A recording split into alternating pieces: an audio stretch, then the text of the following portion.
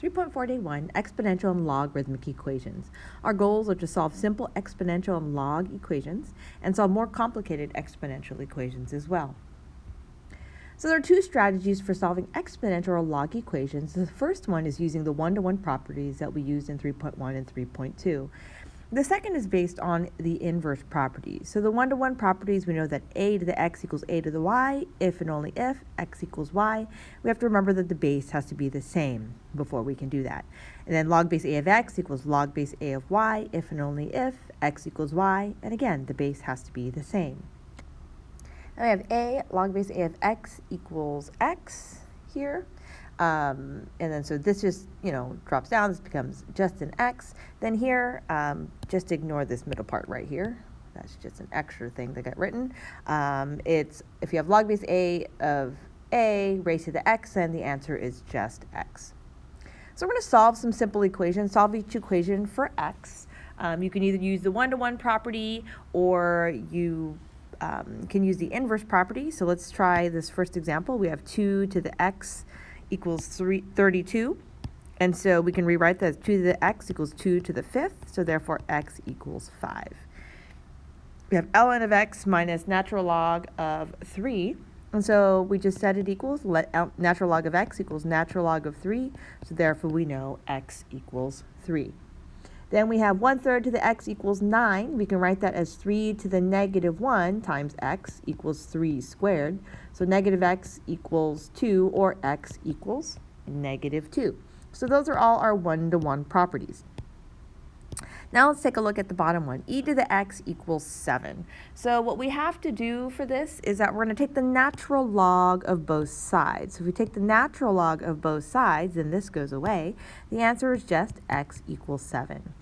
We have natural log of x equals negative 3. So using the inverse property, if we do e here, you exponentiate, then this goes away. We have x equals e to the negative 3, and then we could plug it in the calculator if we needed to, but this is totally fine.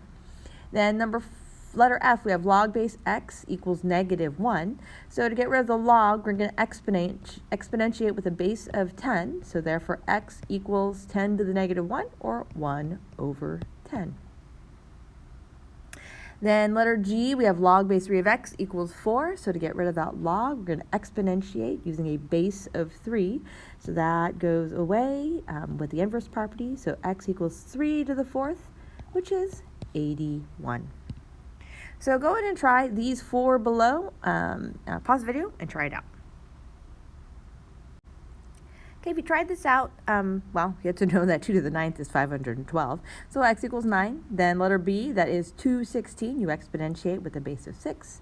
Letter C, you move e to the x to the other side. Take the natural log. So you have x equals a natural log of 5. And then number 9, you change it to the same base. So this is 3 squared and 3 to the negative 1.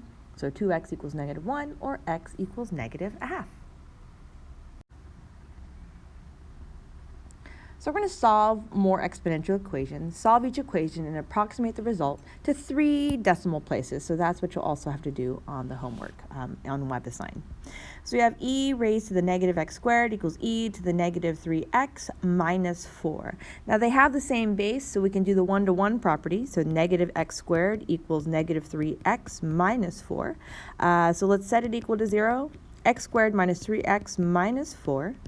And so this is factorable, x minus 4, x plus 1. So x equals a positive 4, and x equals negative 1. For letter B, we have 3, and then 2 to the x equals 42. So let's divide by 3. So we get 2 to the x equals 3 goes into 42 14 times. So how can we get rid of the 2 to the x? Well, we can take the log of base 2 to each side. So if we do that, then this just becomes x, and this is log base 2 of 14. And so you can use the change of base formula, log of 14 over log of 2, then you use your calculator. And so that ends up being 3.807. So that's one option to do it.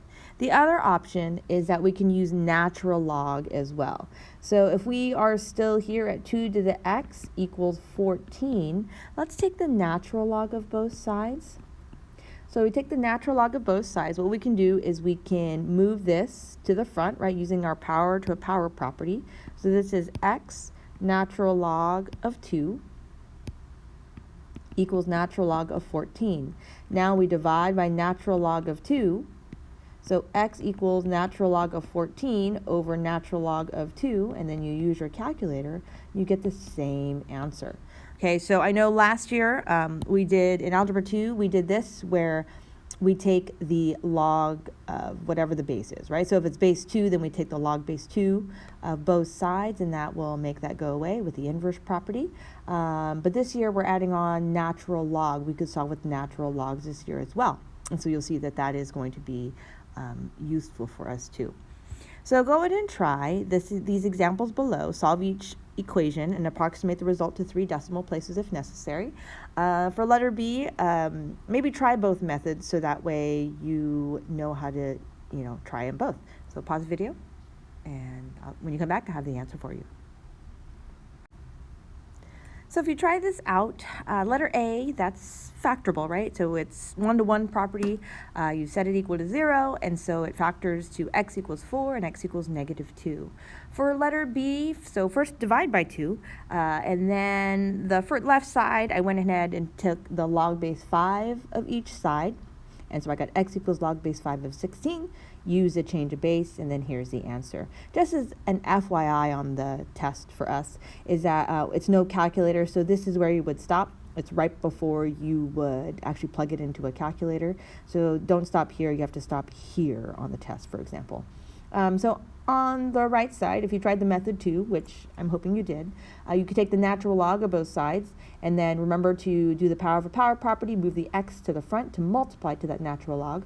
Then you can divide by natural log of 5, so you have natural log of 16 over natural log of 5, which is 1.723. So that's it for this video. Thanks for watching.